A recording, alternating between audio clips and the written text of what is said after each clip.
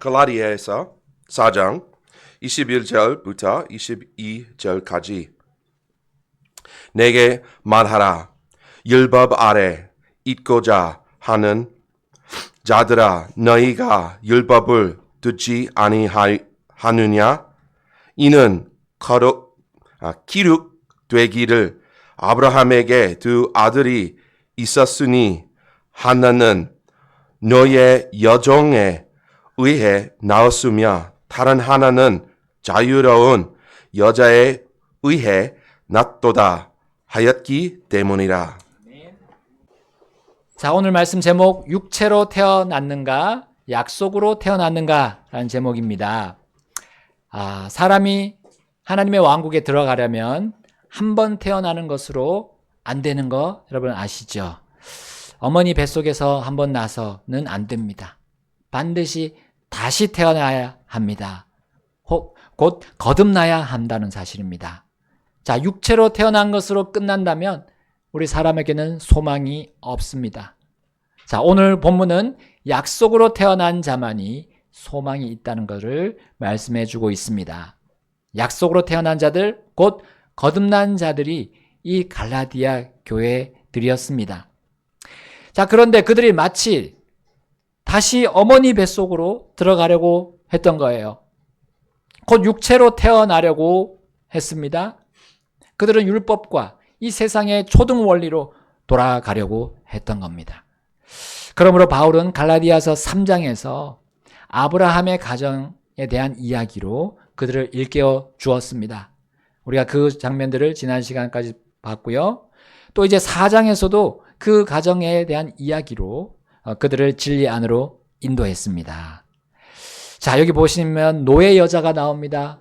또 자유로운 여자가 나옵니다. 또 그 각각의 시에 대한 그런 사건, 그 사건을 보여주고 있는데요. 그 전에 어떤 일이 있었는가요?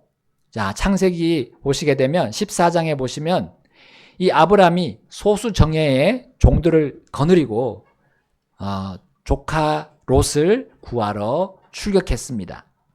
그리고 단 318명으로 아브람은 그 민족들의 그 왕들의 연합군대를 급습하게 돼요. 그 다음에 대승을 거둡니다. 그리고 조카 롯을 구하게 됩니다. 자, 이후에 아브람은 이 주의 말씀을 환상 중에 듣는 그런 내용이 이제 그 다음 장인 창세기 15장에서 우리 볼 수 있는데, 자, 그때까지도 아들이 없었던 아브람은 이 큰 위험을 겪고도 여전히 소돔에 머물기로 한 이 조카 롯을 상속자로 삼으려 하지 않았습니다. 그 대신 다마스쿠스에서부터 데려온 그 자기 집의 청지기 엘리에셀을 상속자라고 하나님께 말씀드립니다. 그러나 하나님은 그의 배에서 상속자를 주겠다고 약속하셨죠.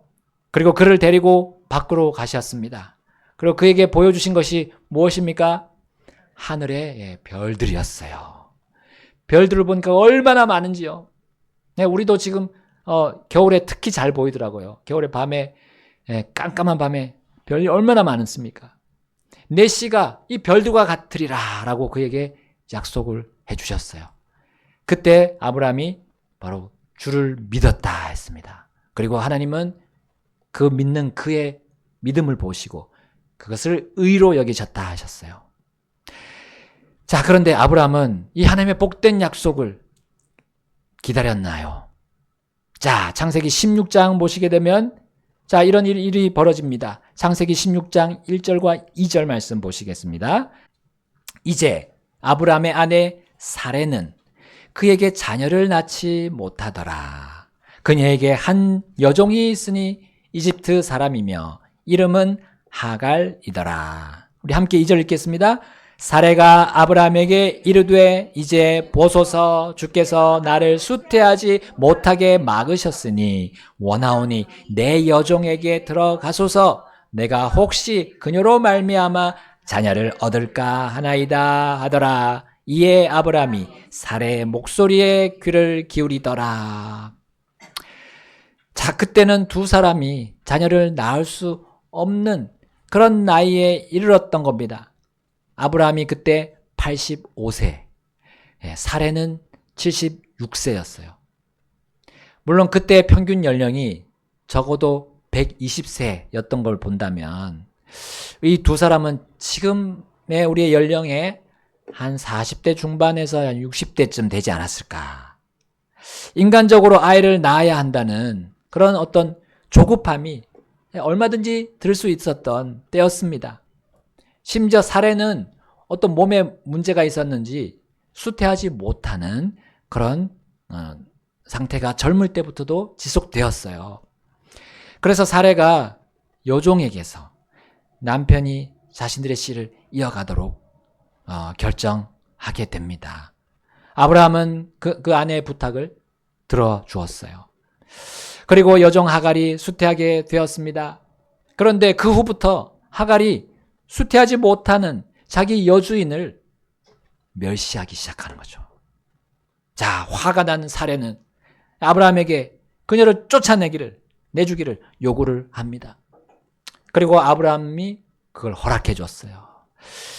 자, 그런데 이 두 사람의 잘못된 결정으로 이러한 나쁜 결과가 나왔던 겁니다. 하나님의 약속을 기다리지 않고 육체적인, 곧 인간적인 방식으로 해보려는 그런 시도, 이게 이러한 또 비참한 결과를 낳게 된다는 거죠. 물론 하나님께서는 하갈 안에 수태한 그 아브라함의 씨를 내버리지 않으셨습니다. 그녀의 아들이 태어나도록 그녀가 다시 아브라함의 집으로 가서 주인들에게 복종하라고 그 주께서 그녀에게 명령하셨습니다. 그래서 결국 돌아가서 또 아브라함과 사레가 그녀를 받아들여 주었죠.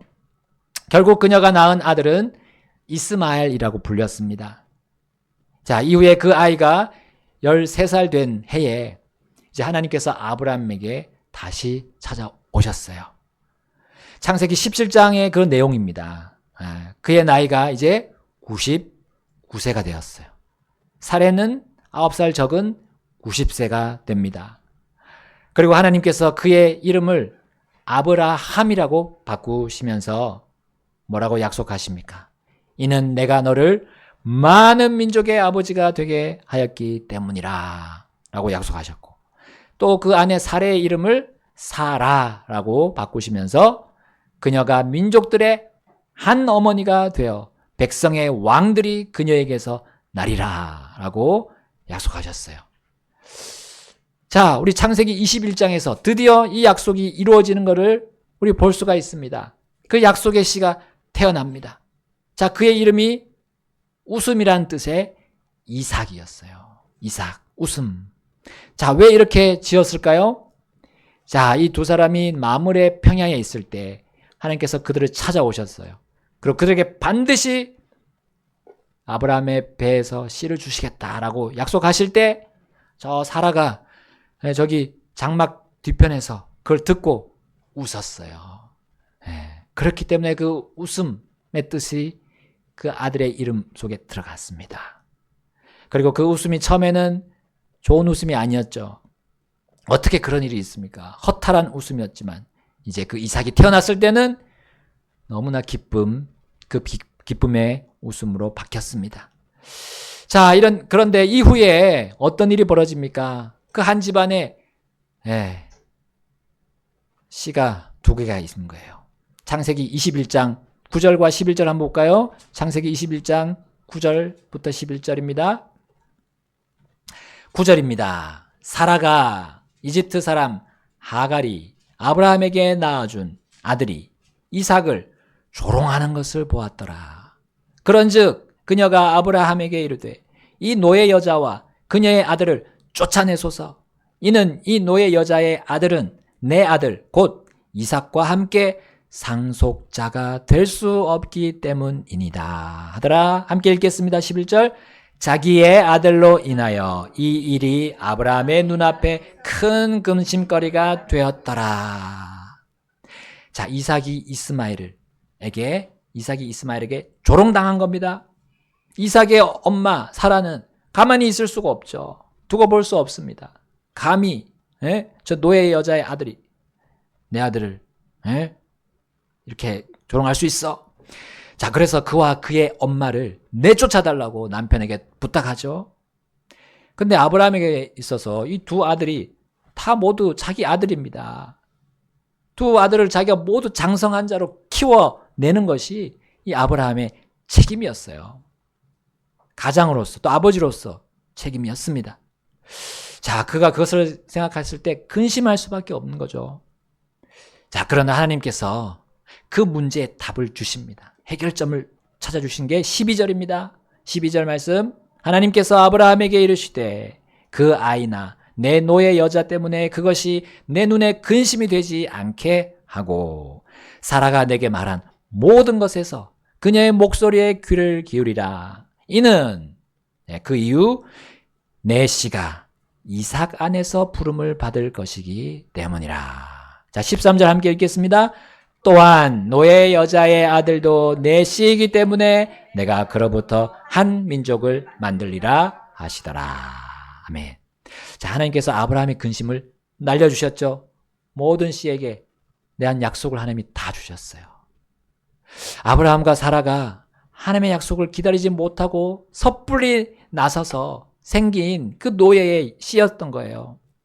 자, 하나님의 입장에서 당연히 그 씨는, 그 노예의 씨는 하나님의 약속을 상속할 수 없는 씨였던 겁니다. 아브라함은 이 사실에 대해서 충분히 이해했습니다. 그것이 올바르다는 걸 받아들였어요.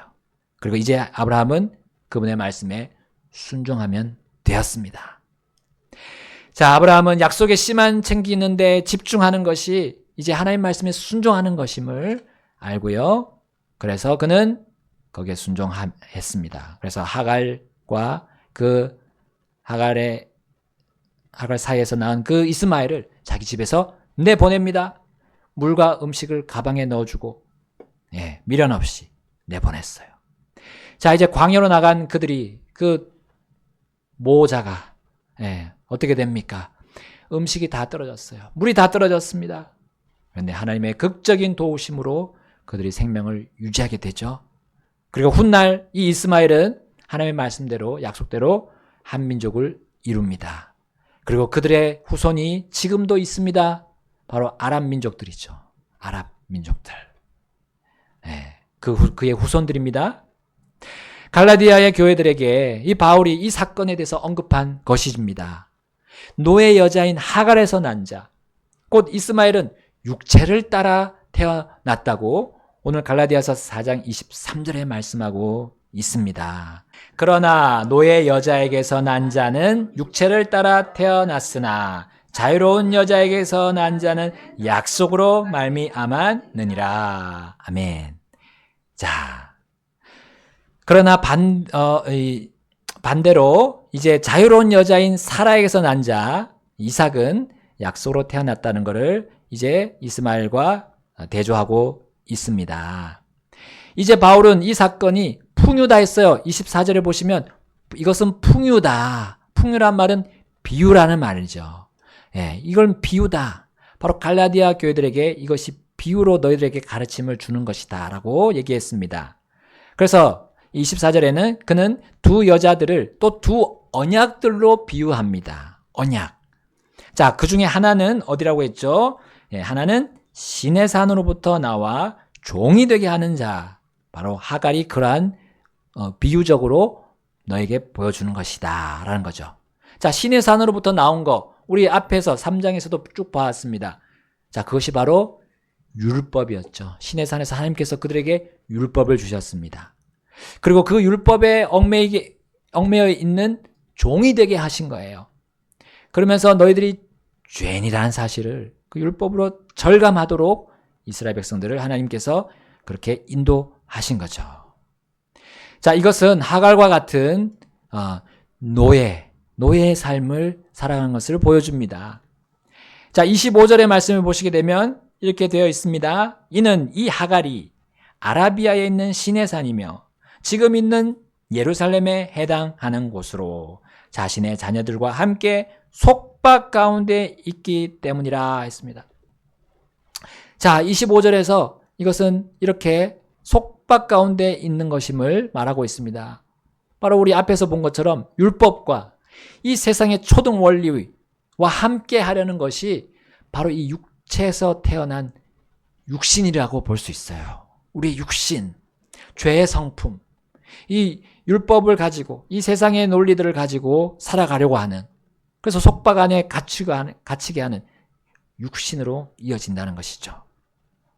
육체에서 태어난 자, 곧 첫 번째 탄생에 머물러 있는 사람은 우리 지금 다른 서신서에서 말하고 있는 본성적인 사람과 같은 의미임을 알 수 있어요. 우리 앞에 나오는 고린도전서에 이렇게 말씀하고 있습니다. 고린도전서 2장 14절에 이렇게 되어 있어요. 한번 가서 보겠습니다. 고린도전서 2장 14절 시작. 그러나 본성적인 사람은 하나님의 영의 것들을 받아들이지 아니하나니 이는 그것들이 그에게는 어리석은 것이기 때문이라. 또 그가 그것들을 알 수도 없나니 이는 이 일들이 영적으로 분별되기 때문이라. 아멘. 여기 본성적인 사람, 곧 하갈을 통해 난 씨는 아브라함과 함께 할 수 없었습니다. 그것은 육신이 하나님의 일들을 할 수 없는 것과 마찬가지죠. 우리 죄의 성품, 옛 성품이 그러한 것입니다. 이 바로 율법의 노예 속에 잡혀 있고 또 이 세상의 초등 원리 속에 잡혀 있는 거예요. 이것으로는 우리는 하나님의 약속을 상속할 수 없고요. 하나님의 일들을 우리가 맡아서 할 수 없습니다. 이것으로. 율법을 가지고 살려고 하는 것이 결국 노예이고요. 그것은 속박의 삶을 살기로 결정하는 것입니다.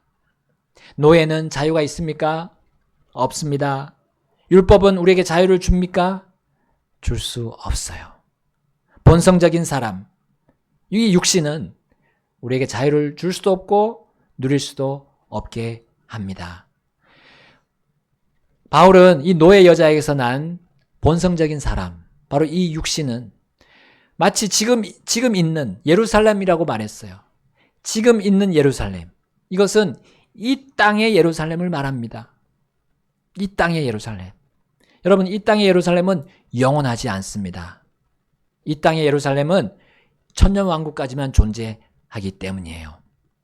그러나 이 예루살렘과 대비되는 것을 바울은 또 하나님께서 계시하는 말씀을 통해 우리에게 여기 기록해 놓았습니다. 갈라디아서 4장 26절입니다. 4장 26절. 그리고 27절까지 읽겠습니다.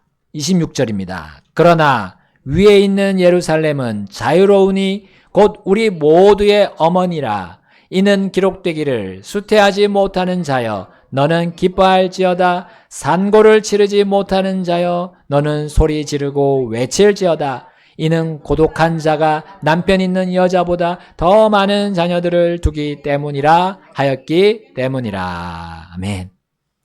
자, 우리 어머니 하나님을 주장하는 하나님의 교회는 이 9절, 이 26절로 자신들의 교리가 정당하다고 주장하고 있습니다. 그러나 우리는 지금 본문의 문맥을 쭉 이어져 오면서 봤잖아요. 여기 나오는 어머니가 하나님을 비유하고 있습니까? 아니잖아요. 하갈 아니면 사라죠. 노예 어머니입니까? 아니잖아요. 자유로운 자의 어머니. 바로 사라를 보여주고 있지 않았나요? 사라의 어떤 행동, 잘못된 행동들을 보여주는 것이 아니라 사라가 하나님의 약속을 믿은 그 믿음을 보여주고 있습니다. 여러분, 한 구절을 가지고 전체를 단정 짓는 것, 전체를 교류하는 것은 이단들의 공통적인 특징입니다. 전체를 살피고 성경 전체를 살피고 교리를 내는 것이 이 영적인 것을 영적으로 해석하는 것입니다. 이단들은 영적으로 분별하지 않고 육적으로 분별하고 있는 거죠. 결국은 자신들의 구미에 이 성경을 뜯어 맞추는 것입니다. 퍼즐의 그 틀이 맞지도 않은데 퍼즐을 구기고 접어가지고 거기 끼워 맞추는 거예요. 그런데 그렇게 맞추면 퍼즐판의 그 그림이 어떻게 보이겠습니까? 아니, 그림이 다 제대로 보이지 않겠죠. 보기 흉하게 될 것입니다. 원래 그림에 전혀 맞지 않는 그림이 될 것입니다. 자, 우리 위에 있는 예루살렘은 영원한 새 예루살렘입니다. 그리고 거기에 가는 자들 바로 상속자들이죠. 구원받은 자들, 자유로운 자들 거기에 가게 되는 것이죠. 그리고 그들은 육체로 수태한 그 하갈을 믿음의 어머니로 삼지 않습니다. 약속으로 수태한, 바로 하나님의 말씀대로 수태한 사라를 믿음의 어머니로 삼는 것이죠. 여러분, 사라는 처음에는 수태하지 못하다가 약속의 씨를 받고 기뻐한 그 어머니와 그 또 한 사람의 어머니와 비슷한 모습임을 우리는 볼 수 있어요. 자, 바울이 그걸 언급했습니다. 사라처럼 수태하지 못했다가 하나님의 약속의 씨를 받은 또 한 여인이 있습니다. 그 여인이 바로 사무엘기상 2장 5절에 나오는 한나였어요. 자, 한나가 이렇게 사무엘을 수태한 다음에 찬송을 합니다.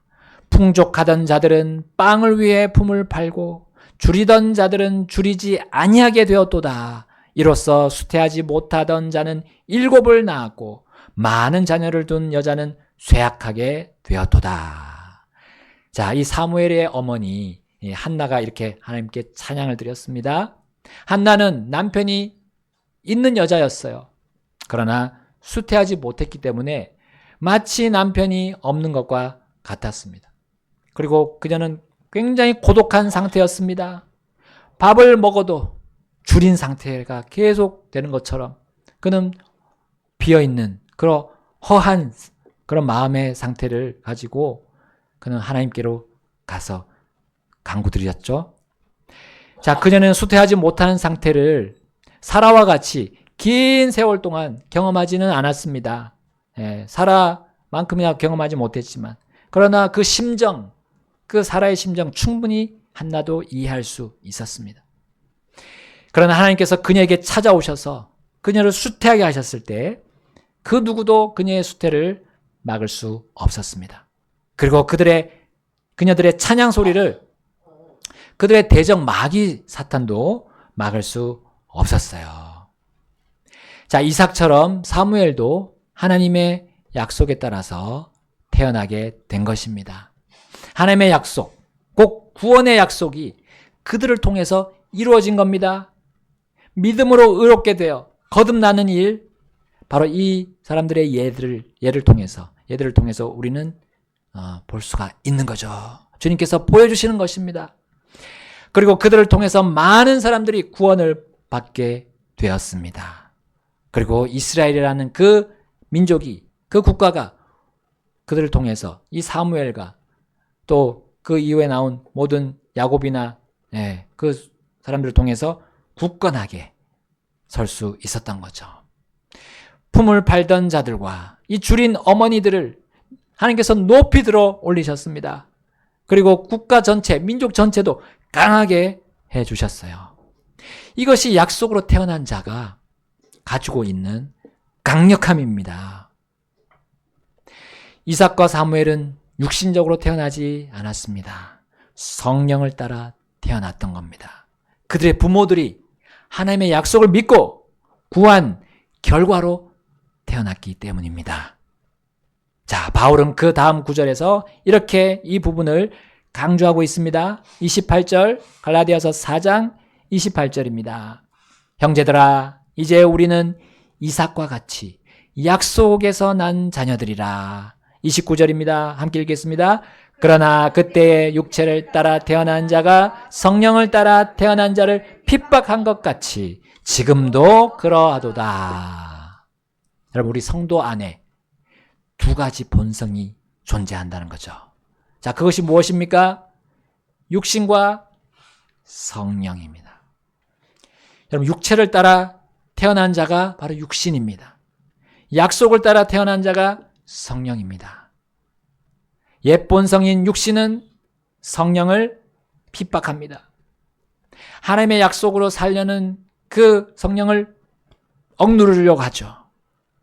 성도가 주님의 일을 할 수 없도록 방해하는 것이 이 육신이에요.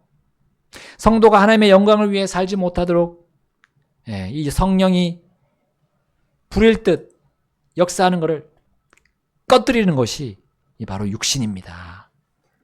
여러분, 우리의 내면에서 이 주님의 일을 하지 못하게 하는 것들이 있습니까? 그것은 성령이 아니라 육신의 강력한 활동입니다. 여러분, 예를 들면 나를 지속적으로 화나게 하는 거, 화나게 해서 일을 못하게 하는 거, 일상생활도 잘 못하게 하는 그런 화나게 하는 상황, 나를 화나게 하는 사람, 또 나를 화나게 하는 그런 세태, 그것이 그 화의 원인과 발단일 수 있습니다. 그러나 그 화를 지속하게 하는 것이 바로 그 상황과 사람과 현실이 아니라는 사실이에요. 바로 그것들을 바라보는 나 자신이 그 화를 지속하게 하는 거죠. 그것들을 보고 판단하는 나의 존재는 육신입니까? 아니면 성령입니까? 그것이 육신이라면 그 화가 계속 가라앉지 않고 불쑥불쑥 치밀어 오를 겁니다. 그러나 그것이 성령이라면 오히려 그 화를 누르는 지혜를 제시하게 될 겁니다. 그리고 그 지혜를 따르게 될 것입니다. 여러분, 육신은 화를 못 참고 자신의 육체 오히려 불을 지르는 겁니다. 그래서 화를 퍼뜨리는 거죠. 그 화가 내 몸에 질병을 가져다 줄 수도 있어요. 그리고 그것이 또한 옆에 있는 다른 사람까지도 번질게 할 수도 있다는 겁니다. 곧 인간관계를 망치게 할 수도 있다는 겁니다. 이것은 사람과의 관계만 되는 것이 아닙니다. 하나님과 관계도 망치게 되는 것이죠. 여러분, 육신이 내 속에서 활개치면서 돌아다니는 거, 이거는 우리가 성령으로 브레이크를 걸 수 있는 건데 브레이크를 걸지 않게 되니까 이 갈라디아 교회들처럼 되는 거예요. 이 성령으로 브레이크를 걸지 않은 갈라디아 교회들이 하나님과 관계가 틀어졌어요. 바울과도 관계가 틀어졌습니다. 그들이 건전한 교리에서 떠나게 되었기 때문이죠. 그들의 율법과 이 또 세상 초등원리, 세상의 방식으로 또 다시 돌아가고 있었던 것입니다. 그래서 바울이 이렇게 말하지 않았습니까? 갈라디아서 3장 3절에 한번 다시 돌아가서 보십시오. 3장 3절. 너희가 그렇게 어리석으냐? 성령 안에서 시작하였다가 이제는 너희가 육체로 완전해지고자 하느냐? 육신을 붙들고 계속 화를 끝내지 않고 지속하는 사람과 같이 그들이 그렇게 살았던 거예요. 육체로 완전해지는 거, 이거 자기 고집대로 끝까지 물고 늘어지는 걸 의미하지 않습니까? 하나님의 성령이 자신 안에서 찔림을 주는데도 불구하고 그걸 거부하는 거예요. 거부하는 겁니다. 옛 본성인 이 육신은 오직 죄만 저지르기 때문이에요. 폐기 처분해야 할 그 죄의 본성이 이 육신인 것입니다. 그래서 2장 20절에 갈라디아서 2장 20절에 육신이 어디에 못 박히도록 하나님 예수님께서 못 박혀 계신다고 했어요. 육신과 함께 못 박혀 계신다 했잖아요. 예수님이 십자가에서 벌써 내려오신 지가 얼마나 오래됐는데, 그리고 저기 하나님 왕자 오른편에 계시는데 왜 예수님께서 못 박혀 계셔야 됩니까? 우리 각자의 그 죄의 성품이 이 육신 때문입니다. 여러분, 우리가 구원받았을 때 벗어버린 그 더러운 오물, 쓰레기, 누더기, 그걸 다시 우리 몸에 두르고 붙이고 바른다는 거, 이거 얼마나 어리석은 일입니까? 너희가 어떻게 그렇게 어리석으냐라고 바울이 꾸짖고 있어요. 이건 주님의 한탄 하시는 거 바울을 통해서 보여주는 겁니다. 바울을 통해서 엄중히 훈계하시는 장면입니다. 바울은 아브라함과 사라가 자기 집안에서 내쫓은 그 노예 여자 하갈, 그리고 그 아들 이스마엘에 대해서 계속 이어갔던 겁니다. 갈라디아서 4장 30절에 이렇게 나오죠. 그럼에도 불구하고 성경 기록이 무엇을 말하느냐? 이 노예 여자와 그녀에게서 난 아들을 내쫓으라. 이는 그 노예 여자의 아들은 자유로운 여자에게서 난 아들과 함께 상속자가 되지 못할 것이기 때문이라 하느니라. 아멘. 여러분, 우리가 하늘 아버지께로 이제 갈 순간이 다 있으실 겁니다. 우리의 몸이 죽든지, 그리고 우리 몸이 살아있을 때 예수님이 공중에서 재림하실 그때가 오든지, 두 가지 중 하나입니다. 그때 우리는 이 육신, 이 몸 다 여기다 벗고 버리고 가는 겁니다. 쓰레기처럼 다 폐기될 것입니다. 그런데 이것을 따라서 계속 지금 가는 거 얼마나 하나님의 뜻을 헤아리지 못하고 하나님을 기쁘시게 하지 못한다는 것입니까? 여러분, 주님 밖에 있던 나의 출신들, 나의 배경, 나의 업적, 그거는 율법과 세상의 초등 원리와 똑같습니다. 그것으로 하나님은 기억하지 않았습니다, 우리를. 그걸 가지고 우리에게 보상하지 않으십니다. 그거로 우리를 상속자로 삼지 않으셨잖아요. 오직 믿음으로 주님 말씀 약속을 믿는 것, 그 믿음 하나만으로 우리를 상속자로 삼으셨어요. 아들로 입양하셨습니다. 양자 되게 하셨습니다. 왜 이 땅의 것들을 우리가 가지고 하나님께를 인정받으려고 합니까? 샤머니즘 또 하나로 우리를 봤어요. 그것들은 하나님의 말씀에 대하면 아무것도 아닙니다. 이 세상 초등 원리들, 율법들 다 밖으로 쫓아냅시다. 종교 생활로 내가 주님께부터 오는 그 의를 받으려고요? 할 수 없습니다. 그것들은 오히려 우리를 속박하는 겁니다. 주님을 섬기지 못하게 막을 뿐입니다. 우리 예전에 살았던 그 비참한 세월로, 주님 몰랐을 때, 주님 믿지 않았을 때 그 비참한 세월로 다시 돌아가게 하는 겁니다. 그리고 지금 현재를 또한 망치게 하는 거죠. 심지어 미래에도 악취를 내게 할 것들이 바로 그런 것들입니다. 육체에서 난 그 육신이 하는 행위들 벗어버리고 예수님으로 다시 우리 계속 옷 입는 그런 삶을 우리 주님이 원하십니다. 주님의 영원한 상속의 약속을 받은 성도들 아닙니까? 우리의 정체성이 그거 아닙니까? 자, 우리의 정체성 다시금 되새깁시다. 마지막 말씀 4장 31절입니다. 함께 읽겠습니다. 4장 31절 시작. 그런즉 현재들아 우리는 노예 여자들에게서 난 자녀들이 아니요 자유로운 자에게서 난 자녀들이니라. 아멘. 노예가 아닙니다. 우리는 자유로운 자입니다. 자유로운 자. 우리의 정체성은 자유로운 자란 사실이에요. 여러분, 우리 대한민국 국가가, 우리나라가 자유 없는 저기 공산국가와 똑같습니까? 아니잖아요.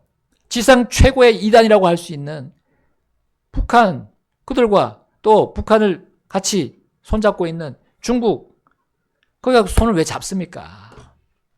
그들과 함께 몫을 나누면 똑같이 되는 겁니다. 여러분, 불의와 의가 어찌 함께하고 어둠과 빛이 어떻게 함께할 수 있습니까? 거짓과 진리가 어찌 동행할 수 있겠습니까? 다 벗어버리고 주님이 주신 바른 말씀 안에서 바른 말씀에 의한 나라가 되어야 되죠. 그걸 위해서 우리가 해야 하는 겁니다. 유토피아를 만들고자 하는 것이 아닙니다. 그것은 아주 큰 이단입니다. 그러나 하나님의 말씀의 가치가 우리 삶 속에 그대로 이어져야 된다는 것이 하나님이 우리에게 가르쳐 주시는 국가관이고 우리 가정의 관이고 우리 사회관입니다. 그것이 무너지면 더 이상 이 복음이 주신 그 자유를, 복음의 그 가치가 우리 없어지고 사라지는 것입니다. 우리 미래 세대들에게 뭘 물려줄 것입니까? 뭐 대충 살아도 다 보장해주는 사회 복지입니까? 아니면 노력해서 당연히 받는 뿌린 대로 거두는 하나님의 말씀에 따라 뿌린 대로 거두고 수고해서 얻는 것을 여러분 원합니까? 지금 다 유럽이 참 멋지게 보였지만 유럽들이 다 그렇게 사회복지를 주장하면서 사람들이 일을 합니까? 더 안 하는 거죠. 그것이 이제 결국은 유럽의 그런 국가들이 하나로 뭉치게 되잖아요. 그것이 다 잘못되어져 나가는 모습을 우리에게 보여주고 있습니다. 공산주의와 사회주의는 하나님의 말씀과는 완전히 반대입니다. 그것과 함께 할 수 없습니다. 세상의 초등 원리들 다 내려놓고요. 차원 높은 그리고 영원한 가치를 우리는 추구하면서 복음을 전했을 때 그것이 힘이 있게 권능 있게 그들을 돌이킬 수 있다고 확신합니다. 하나님의 가치를 가지고 우리 가는 우리 교회가 되길 바라고요. 우리 가정들 다 되기를 바랍니다. 이 시간 피아노 바주 나올 때 오늘 말씀에 대해서 함께 순종하겠노라고 결정하고 결단하겠습니다. 우리는 약속으로 태어난 자들입니다. 하나님의 상속자입니다. 이 땅에 그런 모든 것들 내려놓고 하나님이 가르쳐 주신 대로 우리 결단한 시간 가지겠습니다. 하나님의 진리대로 우리 그것으로 우리를 보호하시고 우리를 번영하게 하실 것입니다. 기도하시겠습니다.